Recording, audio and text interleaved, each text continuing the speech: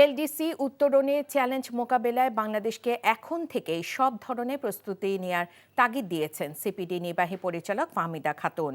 এজন্য কর কাঠামো থেকে শুরু করে আমদানি রপ্তানি ও বাণিজ্য নীতি ঢেলে সাজানোর পরামর্শ দিয়েছেন তিনি। সকালে রাজধানী এফডিসিতে ডিবেট ফর ডেমোক্রেসি আয়োজিত এলডিসি গ্র্যাজুয়েশনের চ্যালেঞ্জ নিয়ে ছায়া সংসদ বিতর্ক প্রতিযোগিতায় এসব কথা বলেন তিনি। বলেন, বিগত সরকারের আমলে অর্থনৈতিক ক্ষেত্রে দেয়া তথ্য উপাত্তে অসঙ্গতি ছিল, রাজনৈতিক উদ্দেশ্যে এসব তথ্য ব্যবহার করা হয়েছে।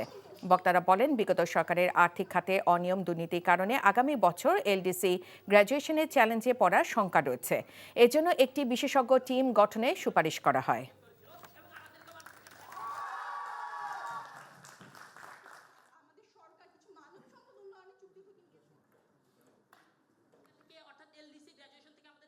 মনে করা হয়েছিল হয়তোবা যে এটা পিছানোর চেষ্টা করা হবে ইত্যাদি, কিন্তু সেই কারণে প্রস্তুতি নেওয়া হয়নি। 25 সালের প্রায় মাঝামাঝি এসে গেছে এবং 24শে নভেম্বর 2026 আমরা গ্র্যাজুয়েট করব।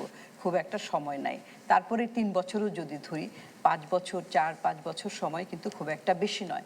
এই যে আমাদের ব্যাড প্র্যাকটিসগুলা, কিছু কিছু ভালোগুলা যদি আবার বেশি দিন যেটা অপব্যবহার করা হয়, তখন কিন্তু একটা ব্যাড প্র্যাকটিস, সেটা থেকে আমরা প্রস্তুতিগুলো নিতে হবে।